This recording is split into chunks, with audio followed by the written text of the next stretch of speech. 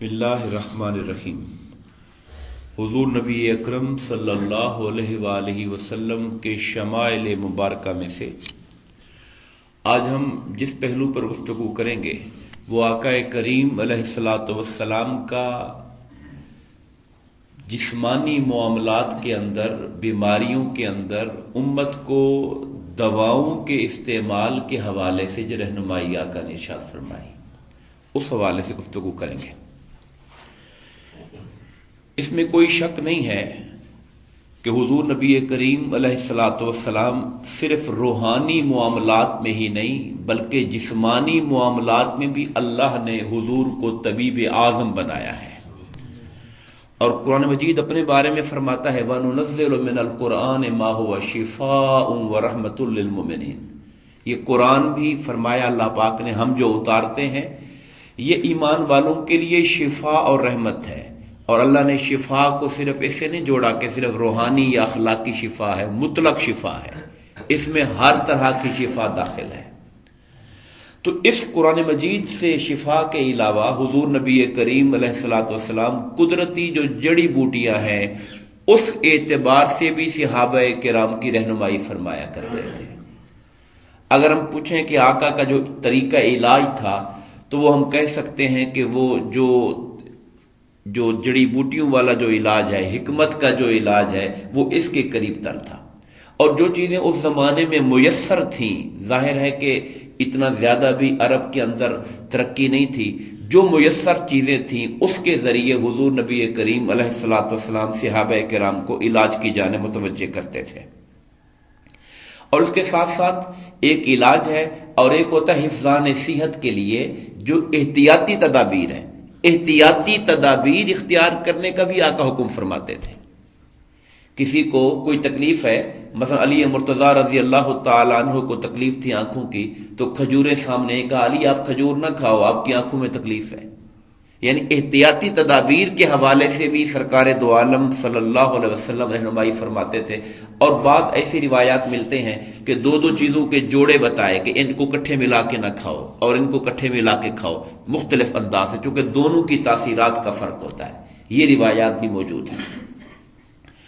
حضور نبی کریم علیہ الصلوۃ والسلام کی خادمہ تھی حضرت سلمہ، وہ فرماتی ہیں کہ حضور نبی کریم علیہ الصلوۃ والسلام کو کوئی زخم آتا یا دانہ نکلتا تو آپ مجھے اس پر مہندی لگانے کا حکم دیتے، مہندی کے ذریعے بھی آپ علاج کرتے تھے۔ اسی طرح درد سر میں یا کسی اور تکلیف میں آپ سنکیاں لگواتے تھے۔ یہ سنکیاں کیا چیز ہے؟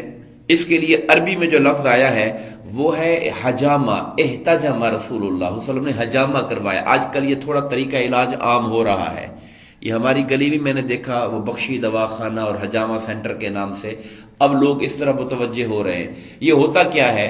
جسم کے اندر جو فاسد مادہ یا خون کا ہے اس کو نکالنے کا ایک طریقہ ہوتا ہے، ہلکا مائنر سا ٹک لگا دیتے ہیں، اس کے اوپر کپ بنائے ہوتے ہیں آج کل، وہ رکھ دیتے ہیں اور پھر اس سے جو جس جگہ درد یا تکلیف ہے وہاں پہ اس کو لگا کر اس کے اندر سے فاسد خون جو ہے اس کو نکالتے ہیں اور تکلیف دور ہوتی ہے۔ حضور نبی کریم علیہ الصلوۃ والسلام اس طریقہ مبارک کو استعمال فرمایا کرتے تھے۔ یہ بخاری شریف کی حدیث ہے کہ حالت احرام میں درد سر کے پیش نظر، درد سر کی وجہ سے سرکار نے اپنے سر پر سینکیاں لگوائیں۔ اس کو پچھنے لگوانا بھی کہتے ہیں، حجامہ کرنا بھی کہتے ہیں، سنکیاں لگانا بھی کہتے ہیں، یہ تینوں لفظ استعمال ہوتے ہیں۔ حضرت اسامہ بن شریک سے روایت ہے کچھ دیہاتی لوگ آئے سرکار کی بارگاہ میں اور آ کے پوچھا کہ یا رسول اللہ کیا ہم علاج معالجہ کروا لیا کریں؟ ان کا خیال شاید یہ ہوگا کہ دین میں اللہ پہ توکل ہوتا ہے، تو اللہ پہ توکل کا مطلب یہ ہے کہ بیمار ہوں تو دوائی نہ کھائیں، احتیاط کرنے کی کوئی ضرورت نہیں ہے، بس توکل پہ کھاتا چلتا ہے۔ فرمایا نہیں، ایسا نہیں ہے۔ پوچھا کہ کیا ہم علاج معالجہ نہ کروائیں؟ فرمایا کیوں نہیں، اللہ کے بندو دوا کیا کرو، کیونکہ اللہ تعالیٰ نے کوئی ایسی بیماری پیدا نہیں کی جس کی شفا کسی علاج میں نہ رکھی ہو۔ یعنی ایک حدیث پاک میں یوں آتا ہے ما انزل اللہ داء الا انزل له شفاء، اللہ نے کوئی ایسی بیماری نہیں اتاری مگر جس کا علاج اور شفا بھی نہ اتارا ہو۔ یہ الگ بات کہ انسان ابھی اس تک پہنچا نہ ہو، یہ ہو سکتا ہے کہ ہماری تحقیق نہ پہنچی ہو، انسانی جو جستجو ہے وہ بھی اس کی تلاش کے اندر ہو، یہ ہو سکتا ہے، مگر اللہ فرماتا ہے کہ اللہ نے اتاری ہوئی ہے، جس طرح مرض خدا نے اتارے ہیں ایسے شفائیں بھی اللہ پاک نے اتاری ہوئی ہیں۔ حضرت ابو ہریرہ رضی اللہ تعالیٰ عنہ سے روایت ہے کہ حضور نبی کریم علیہ السلام نے فرمایا کہ اس سیاہ دانے کو لازماً استعمال کیا کرو، اشارہ کلونجی کی طرف تھا۔ اس سیاہ دانے کو، حبۃ السودا، یہ جو کالا دانہ ہے، اس کو لازماً استعمال کیا کرو، اس میں موت کے علاوہ ہر بیماری سے شفا ہے، اشارہ کلونجی کی طرف ہے۔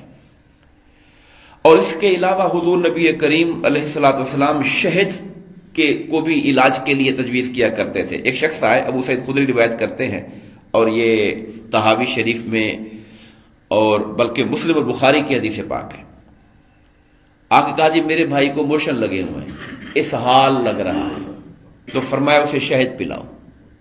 وہ تھوڑی دیر بعد پھر آیا، کہنے لگا شہد پلایا تھا مگر بیماری میں اضافہ ہو گیا ہے، میں جاؤ پھر شہد پلاؤ۔ 3 دفعہ وہ آتا رہا، ہر بار کہتا تھا جی بیماری بڑھ رہی ہے۔ چوتھی بار بھی حضور نے کہا شہد پلاؤ، اللہ کا فرمان سچا ہے، تمہارے بھائی کا پیٹ جھوٹا ہے۔ اللہ نے فرمایا ہے کہ شہد میں شفا ہے تو خدا کا فرمان سچا ہے۔ کہتے پھر چوتھی بار پلایا تو اس کی طبیعت ٹھیک ہو گئی۔ یہ بخاری اور مسلم کی حدیث پاک ہے، تو سرکار شہد کا بھی استعمال کرواتے تھے۔ اسی طرح زیتون کا استعمال، یہ بھی حدیث پاک کے اندر موجود ہے، ترمذی شریف کی حدیث پاک ہے کہ حضور نبی کریم علیہ السلام نے ذات الجنب کہتے ہیں پسلیوں کی جو تکلیف ہے، پسلیوں میں درد ہو جاتا ہے جب، اس میں ورس اور زیتون کے تیل کی افادیت کی تعریف فرمائی۔ ورس بھی کسی بوٹی کا نام ہے، اس کو زیتون کے تیل میں مکس کر کے اس کی مالش کرنے کے حوالے سے سرکار دو عالم نے اس کا ذکر فرمایا۔ کھجور بطور غذا بھی کھائی جاتی تھی اور کھجور بطور دوا بھی کھائی جاتی تھی۔ خاص طور پر حضور نبی کریم علیہ السلام نے اجوا کھجور کے بارے میں فرمایا کہ اس میں ہر بیماری کی شفا ہے، اور اگر اسے نہار منہ کھایا جائے تو یہ زہر کا تریاک بھی ہے۔ کالے رنگ کی چھوٹے سائز کا جو اجوا ہے اس کی طرف آپ نے یہ اشارہ فرمایا۔ حضرت سعد کہتے ہیں کہ میں نے حضور نبی کریم علیہ السلام کو یہ کہتے ہوئے سنا، جس نے صبح اٹھتے ہی اجوا کھجور کے 7 دانے کھا لیے، اس دن اسے جادو اور زہر بھی نقصان نہیں دے سکیں گے۔ حضرت ام رافع فرماتی ہیں، پیچھے ذکر آیا کہ حضور نبی کریم علیہ السلام کو جب کوئی زخم لگتا یا کانٹا چبھتا، دانہ نکل آتا تو مہندی لگایا کرتے تھے۔ سرکار کے پاس جب کوئی سر درد کی شکایت لے کر آتا کہ میرے سر میں درد ہے تو اس کو تو حجامہ اور پچنے کا تجویز فرماتے، اور اگر کوئی پاؤں میں درد کی شکایت کرتا تو اسے مہندی لگانے کا مشورہ دیا کرتے تھے۔ اسی طرح ایک آخری چیز جس کا ذکر کریں گے وہ سنا مکی ہے۔ حضرت عبداللہ بن ام حرام روایت فرماتے ہیں کہ میں نے سرکار کو یہ فرماتے ہوئے سنا کہ سنا اور سنوات کو ضرور اپناؤ، سنا مکی کو، اس کو ضرور استعمال کرو اپنی خوراک میں، کیونکہ اس میں تمہارے لیے ہر بیماری سے شفا ہے سوائے سام کے۔ لوگوں نے پوچھا رسول اللہ سام کیا ہے؟ فرمایا موت ہے۔ اللہ نے جب کسی کا موت کا وقت لکھ دیا ہے پھر تو سارے علاج اپنی جگہ پر بے فائدہ ہو جاتے ہیں، چونکہ امر الہی غالب ہوتا ہے ہر چیز کے اوپر۔ ایک آخری بات یہ بھی عرض کرنا چاہوں گا کہ یہ جو ہم نے ذکر کیا جن چیزوں کا اور دوائیوں کا، ان کا استعمال باقاعدہ کسی ماہر طبیب کے مشورے سے کرنا چاہیے، چونکہ انسانوں کا مزاج، کس کا مزاج ٹھنڈا ہے، کس کا مزاج گرم ہے، کس کا مزاج کیسا ہے، پھر اس دوائی کو استعمال کرنے کا طریقہ کیا ہے، اس کو کس چیز میں ملانا ہے، اس کو ہم نے اس کو پانی کے ساتھ دینا ہے، اس کا سفوف بنانا ہے، جیسے زیتون کا ذکر کیا، کھانا ہے، اس کو لگانا ہے، اس کو، یہ ساری تفصیلات ہیں جو ایک ماہر فن اس بارے میں صحیح رہنمائی کرتا ہے۔ میں نے جو چیزیں ذکر کی ہیں اصولی طور پہ بتا دی کہ حدیث پاک میں ان کا ذکر ہے، مگر جہاں تک ان کے استعمال کے طریقے کا تعلق ہے اسے لازماً کسی ماہر اور طبیب کے مشورے سے۔